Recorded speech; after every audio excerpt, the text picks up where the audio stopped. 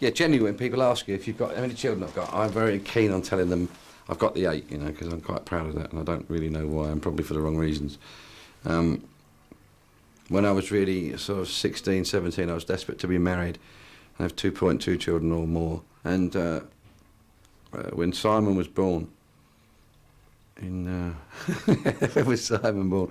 In 67, July, I think. No, August 67. I was born on August the 20th, and they were married in July.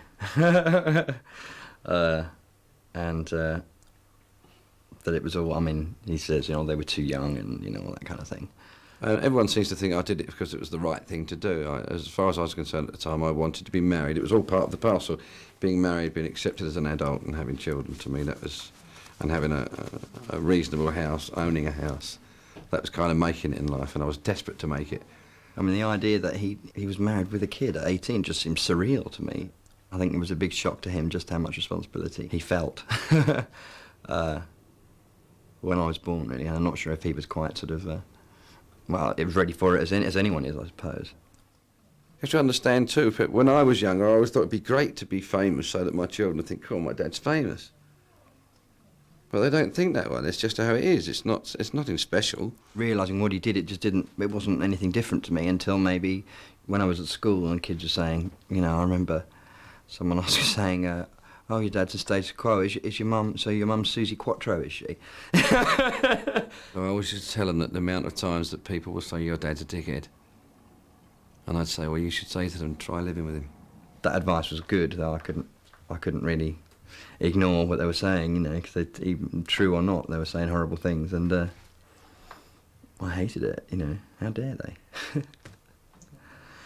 He'd be going on school trips, you know. So I'd take him down there and I'd say, he'd say, right, bye, Dad. I said, well, I'll just wait until he gets... He said, no, go. I embarrass you that much, do I? OK. I'll just wait until... No, please go. So I used to take, you know, respect their wishes.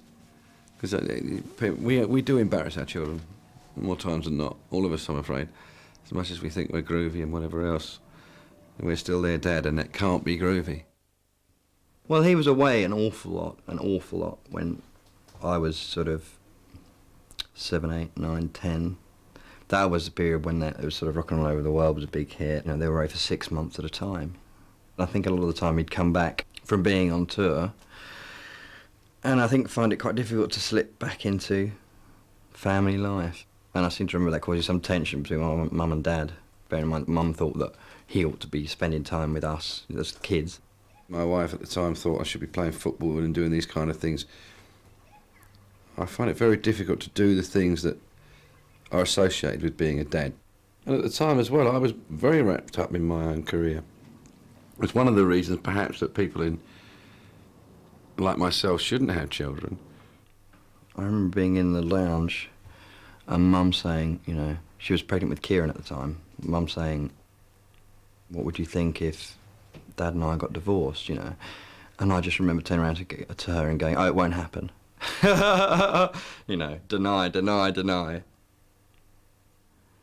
Yeah, I think it was the November 1979 that they actually moved out. So I left here, went to school and went home to another house, which was a very strange thing to do, ride back to a different house. But a terrible, terrible period, you know. I mean, hideous.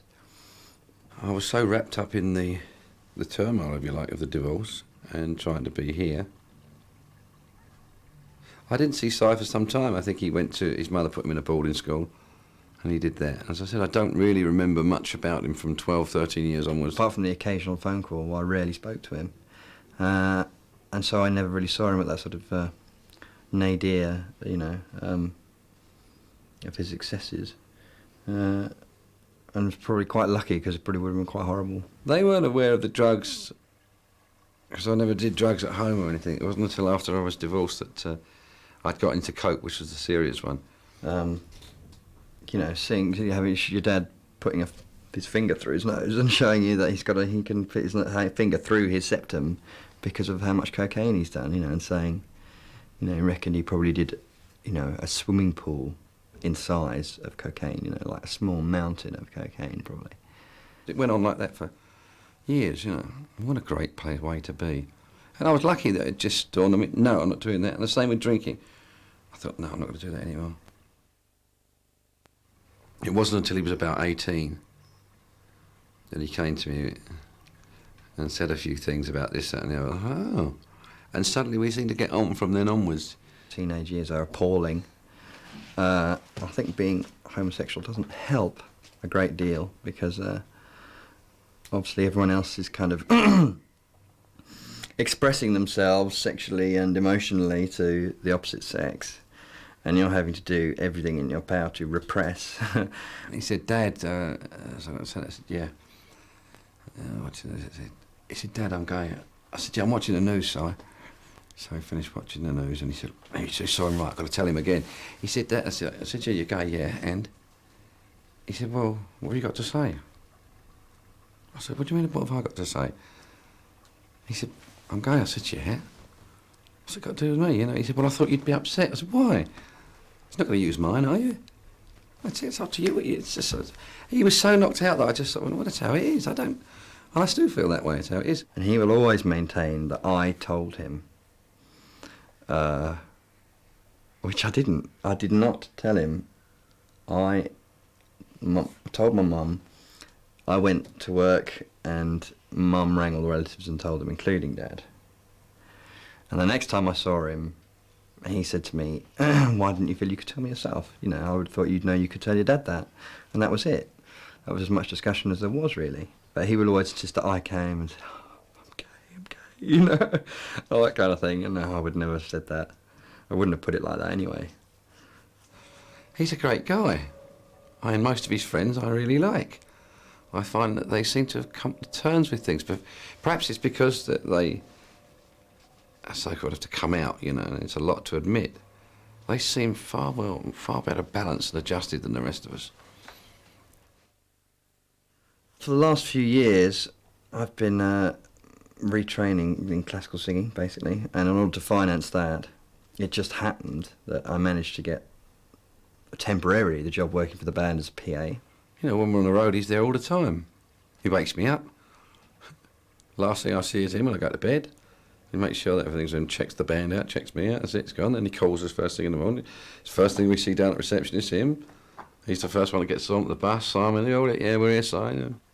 I felt much closer to him in recent years because I've had more opportunity to spend time with him. And also, he'd rather relate to another adult than a child. I think it's just, you know, he finds it easier. Since that period when he was 18 and the coming out and all that, and then eventually coming to work and seeing him as an adult, I just seem to know him now, and that's it. There doesn't seem to be, oh, I didn't know that about you, son. Oh, I'm so sorry. To me, that seems to be too much TV script lives. It's so wonderful, you know. Yeah. To me, it's 90% bullshit. We just happen to be father and son, and we get on all right. Athlete Jamie Bolch in Next of Kin on BBC Two at 10 to 10. Before that, the Having It All season continues. The chef.